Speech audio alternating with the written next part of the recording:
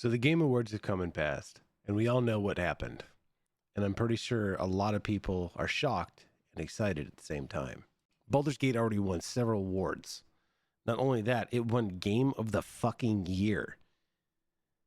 I haven't seen a game do that in a very, very long time. I mean, for a game that came out and literally turned the entire gaming industry on its side, just because AAA game companies were saying, we don't want to make games like that. That's basically what they said. They're not going to make games like Baldur's Gate. We weren't asking them to make games like Baldur's Gate. We were actually telling them to make games that were completed and had everything inside the game and not littered with microtransactions. But that's beside the point. Since it won, all the Spider-Man bros have come out of the woodwork screaming, crying, and wailing that Spider-Man should have won. Don't get me wrong, Spider-Man was a great fucking game. Great story, great gameplay, but it was literally a 15-hour DLC.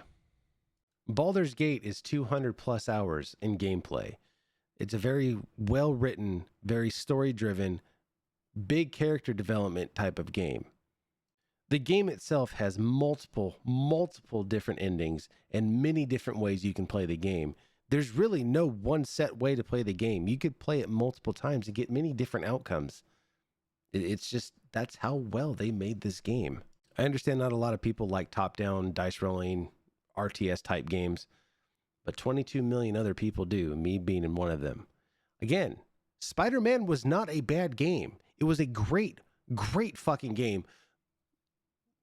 But in comparison, it doesn't stand up to what Baldur's Gate 3 was. And let's just say Baldur's Gate 3 wasn't in the running and it wasn't going to win any awards. It still had to go up against Tears of the Kingdom and Alan Wake and Resident Evil. There was no way Spider-Man was going to win any award, let alone Game of the Year, with those games out. Now, Spider-Man itself is a pretty easy platinum on the PlayStation. And I feel like if it was not a console exclusive, it actually probably would have done a lot better than what it did. If comic book games really want to actually win awards in Game of the Year, they're really going to have to step up their ante and put a little more effort into it instead of making a 20-hour game. I feel like Logan and Blade that are coming out here in the next year might actually do well. And we're hoping that it does well. I have high hopes for them. So you never know. They might actually win something.